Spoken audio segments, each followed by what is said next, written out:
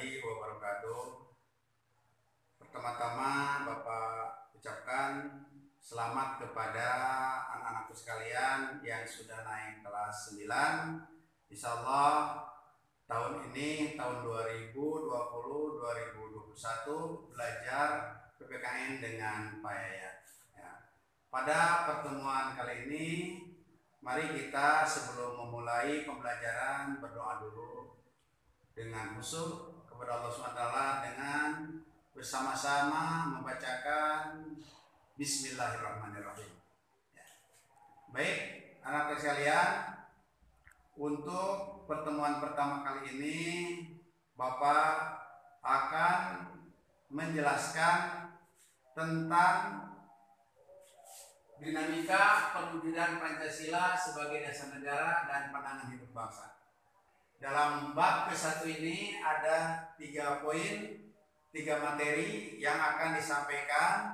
Yang pertama tentang penerapan Pancasila dari masa ke masa. Yang kedua, dinamika nilai Pancasila sesuai dengan perkembangan zaman. Dan yang ketiga, perwujudan nilai-nilai Pancasila dalam berbagai kehidupan.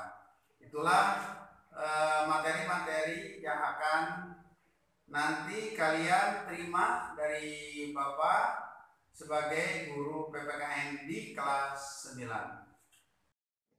Baik, anak-anak sekalian, untuk pertemuan pertama kita akan memulai dengan pembahasan Pancasila berupa dinamika penerapan Pancasila. Guru PPKN di SMP Telkom khusus kelas 9 ini yang membidangi, yang akan mengajar itu seluruhnya di kelas 9 dibagi-bagi. Pertama Bapak sendiri, Pak Yaya Suhaya, yang kedua Pak Anzar Ishal, dan ketiga Ibu Rahmawati Yesi Zunita. Semuanya adalah guru PPKN ya.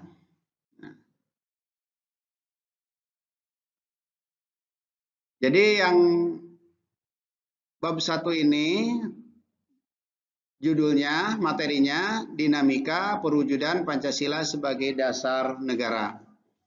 Tujuan pembelajarannya, pertama, mensyukuri perwujudan Pancasila sebagai dasar negara yang merupakan anugerah Tuhan Yang Maha Esa. Yang kedua, mewujudkan sikap bangga akan tanah air sebagai perwujudan nilai-nilai Pancasila sebagai dasar negara. Yang ketiga, mengamati dinamika yang terjadi di masyarakat, terlebih mengenai praktek ideal Pancasila sebagai dasar negara dan pandangan hidup bangsa. Merancang dan melakukan penelitian sederhana tentang peristiwa dan dinamika yang terjadi di masyarakat terkait penerapan Pancasila sebagai dasar negara dan pandangan hidup bangsa. Itu adalah tujuan pembelajaran pada pertama kali. Jadi ada 4 tujuan. Kalian harus mengetahui, memahami tentang Pancasila ini. Baik, selanjutnya kita dengarkan dulu lagu Garuda Pancasila. Ya, kalian pahami makna daripada Garuda Pancasila ini.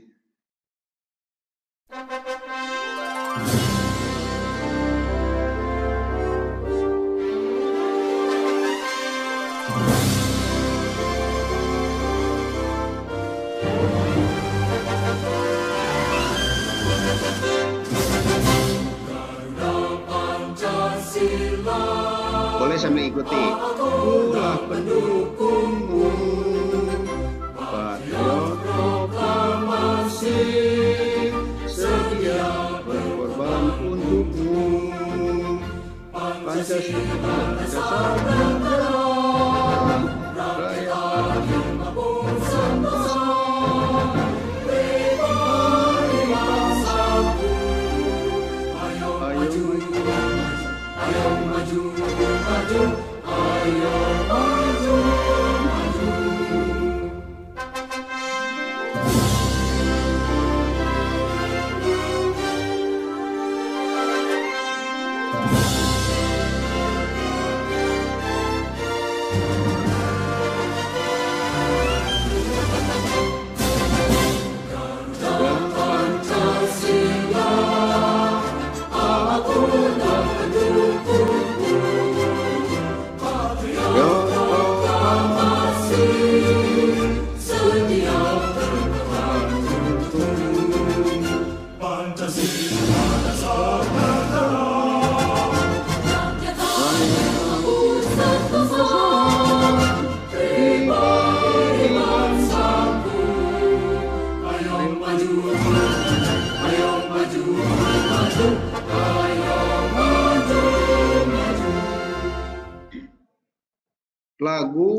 Garuda Pancasila, sehingga kita harus menghayati terus terhadap perkembangan Pancasila ini ya.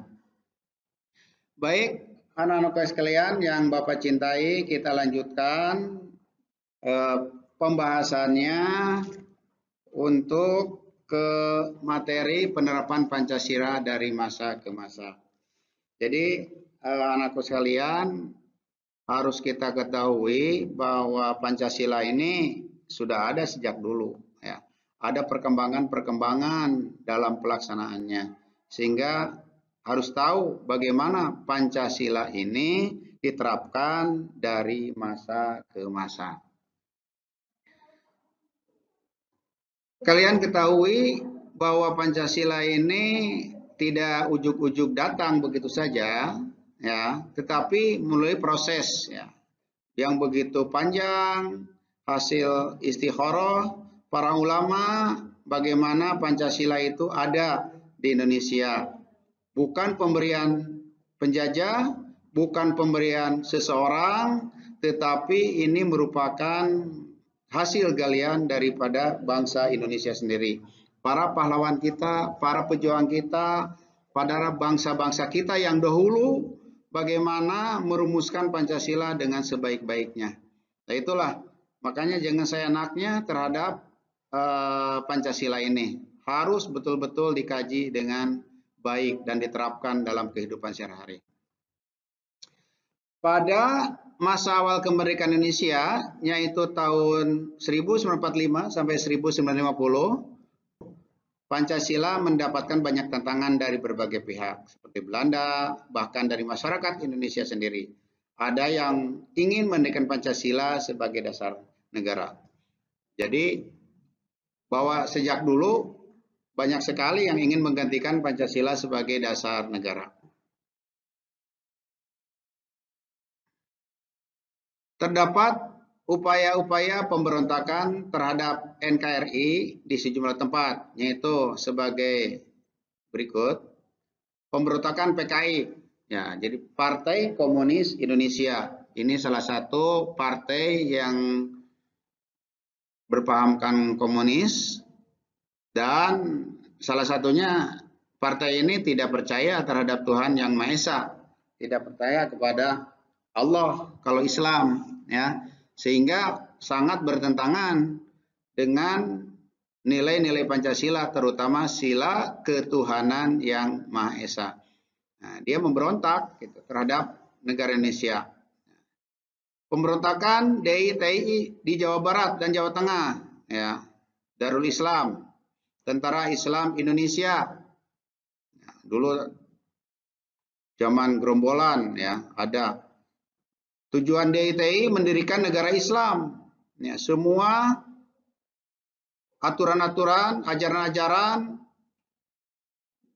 ingin sesuai dengan Islam, penerapan hukum Islam di Indonesia. Nah, ini memberontak. Padahal di Indonesia sudah ada Pancasila, sudah baik.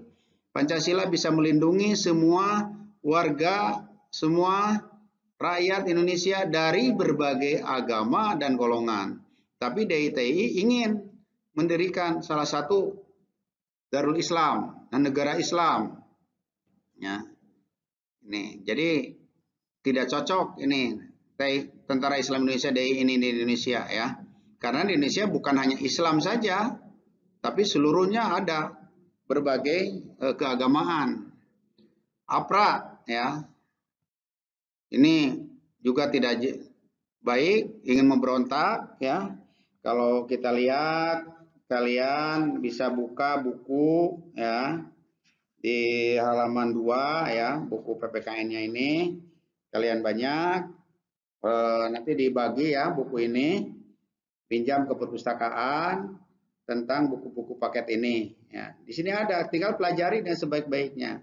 Bapak akan memberikan sedikit saja kepada kalian untuk pembelajaran ya. Di sini akan dilihat ini pada halaman 5 ya, tentang Angkatan Perang Ratu Adil. Ini juga pemberontakan yang tidak baik ini. Makanya ini sejarah. Ya, kalian harus tahu tentang sejarah bagaimana bangsa Indonesia dengan mempertahankan Pancasila, dan banyak sekali pemberontakan-pemberontakan. PKI, DITI, APRA. Nah, ini bisa dibaca di halaman 5 ya. Bagaimana tentang RMS bisa dilihat di halaman 4 ya. Pemberontakan Republik Maluku Selatan ya oleh Somokil yang akan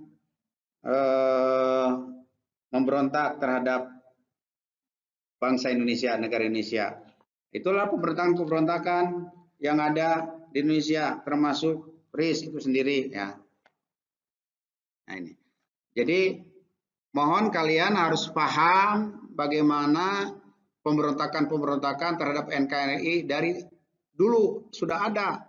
Makanya harus waspada terhadap bangsa Indonesia sekarang. Jangan terlena ya. Kalian harus betul-betul memperjuangkan tegaknya negara kesatuan Republik Indonesia. Apapun organisasinya, apapun alasannya, kita harus tetap mempertahankan Pancasila sampai kapanpun juga. Karena Indonesia, karena Pancasila sudah terbukti bisa mempertahankan, menyatukan seluruh bangsa Indonesia. Nah, kalian bisa lihat ya. Ya, berdasarkan Undang-Undang Dasar 1945, Presiden berfungsi sebagai kepala negara dan menjadi bagian dari pemerintahan. Namun tanggung jawab pemerintahan berada di tangan Perdana Menteri bersama para menterinya. Nah, ini juga salah satu kelemahan ya dulu, kelemahan. Ada penyimpangan karena itu sementara ya. Tahun 50. Ya, penerapannya ya. Penerapan Pancasila pada periode 1950 sampai 1959 cenderung diarahkan sebagai ideologi liberal. Hal ini ternyata tidak menjamin stabilitas pemerintahan. Sangat bebas, seenaknya. Nah, ini juga tidak baik ya. Sehingga pemerintah tidak stabil, selalu goyang. Nah, ini dengan penerapan UDS ini ya. Karena sifatnya sementara. Lanjut, lihat. Dalam pelaksanaan Pancasila terlaksana pemilihan umum pertama di Indonesia, yaitu pada tanggal 29 September 1955. Terpilih 270 wakil rakyat sebagai anggota DPR. Ya, pemilu ini juga berhasil memilih anggota-anggota lembaga konstituante sejumlah 550 orang. Ya, pemilihan pertama itu. Ini kalian bisa dilihat bagaimana pemilu pertama ini ya. Kalian bisa dibaca di buku ini halaman 7 ya. Tentang pemilu ya. Pemilihan. Nah, jadi tahu bagaimana pemilihan umum berlangsung di Indonesia. Nah, ini. Itu tentang Pancasila. Nanti kita akan lihat lagi bagaimana tahun 50 pada tahun 1950 sampai 1059 muncul sejumlah pemberontakan yang bertujuan melepaskan diri dari NKRI. Nah, ini ya. Kita lihat DITI di Sulawesi Selatan, Kalimantan Selatan dan Aceh. Pemberontakan PRRI, pemberontakan Permesta, semuanya ingin melepaskan dari negara RI karena liberal itu sendiri.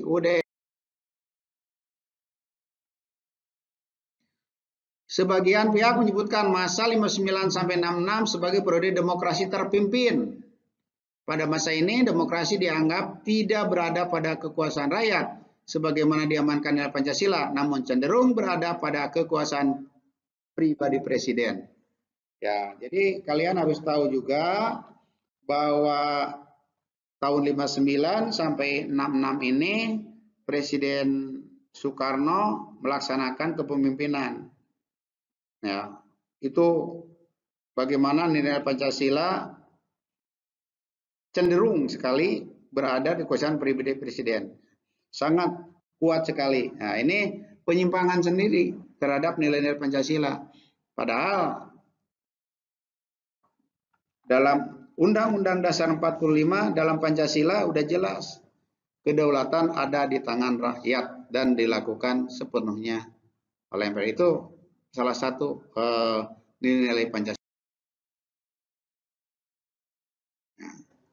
Terjadi peristiwa penolakan PKI atau G13 PKI pada tanggal 30 September 65. PKI berusaha merebut kekuasaan disertai pembunuhan 6 petinggi dan seorang ajudan jenderal Anu Sution. Nah, ini bagaimana PKI. Nah, kalian mungkin kurang begitu paham. Kalian harus tahu bagaimana sejarah PKI. Dia memberontak, membunuh para jenderal, membunuh rakyat-rakyat yang tidak sesuai dengan dia. Para ulama, para nasionalis, para Pancasilais, semuanya dibunuh oleh mereka. Berontak banyak. Makanya ada sekarang monumen Pancasila Sakti di Lubang Buaya. Nah, nanti kalian bisa lihat di sana, berkunjung ke Museum Nasional di Jakarta ya. Sekali-kali kalian harus tahu ke sana ya. Bagaimana, atau lihat bagaimana, lihat sejarah-sejarah tentang monumen Pancasila Sakti. Ini salah satu pemberontakan yang dilakukan oleh bangsa Indonesia. Dan ini sangat bertentangan dengan ini. Pada tanggal 12 Januari 1966 terjadi demonstrasi mahasiswa dan rakyat yang menyampaikan beberapa tuntutan rakyat. Dan demonstrasi tersebut dikenal dengan Tritura, ya, 3 tuntutan hati nurani rakyat. Nah, ini para mahasiswa kebanyakan yang mengadakan demo-demo, ya. Apakah demo bertentangan? Tidak, ya. Selama itu sesuai dengan nilai-nilai Pancasila. Nah, itu Tritura. Makanya kalian harus siap-siap menjadi generasi yang baik. Ya. Kenapa terjadi Tritura itu? Tuntutan rakyat. Nah, ini salah satunya karena pelanggaran-pelanggaran terhadap nilai-nilai Pancasila. Pancasila tidak dilaksanakan, diterapkan dengan sebaik-baiknya dalam kehidupan sehari-hari. Nah, mungkin itu saja dulu dari Bapak. Nanti kalian bisa lihat bagaimana perkembangan-perkembangan penerapan Pancasila dari masa ke masa. Bisa dikaji dari sejarah, kalian bisa melihat dari YouTube atau lain-lain. Dan nanti Bapak juga akan berikan tugas untuk mempelajari Pancasila dengan sebaik-baiknya. Minimal sejarahnya dulu.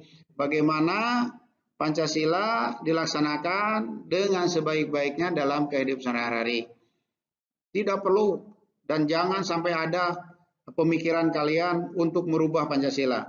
Sekarang sudah baik Pancasila ini. Bisa dilaksanakan ketuhanan Yang Maha Esa bagi umat Islam. Tinggal melaksanakan syariat Islam dengan baik. Tidak perlu mendirikan negara Islam. Cukup kita melaksanakan syariat Islam. Itu adalah salah satu penerapan Pancasila dengan baik. Ya, sebab tidak dilarang ini.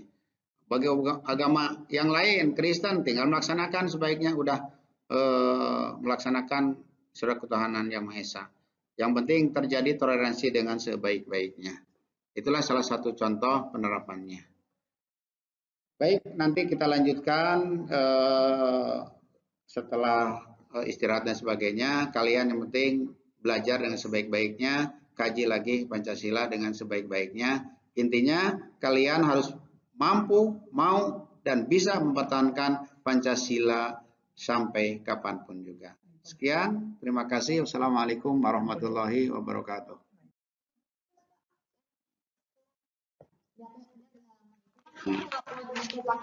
Ya. Ini. Untuk tugas pertama yang kalian bisa lihat ya, tugas kelompok pertama, kelompok satu-satu ya. Ini bisa dilihat di halaman 8 ya. Ini kalian bisa lihat halaman 8, nanti kalau nanti diupload oleh tim kami juga ya, tugas ada, kerjakan, nanti serahkan. Begitu juga tugas mandiri ke satu-satu. Di sini ada kelebihan dan kelemahan penerapan Pancasila pada masa Orde Baru. Ada halaman 10 lihat. Nah, ini cukup itu aja dulu, jangan banyak-banyak ya. Jadi, kalau ini pada halaman 8 tugas kelompok ya.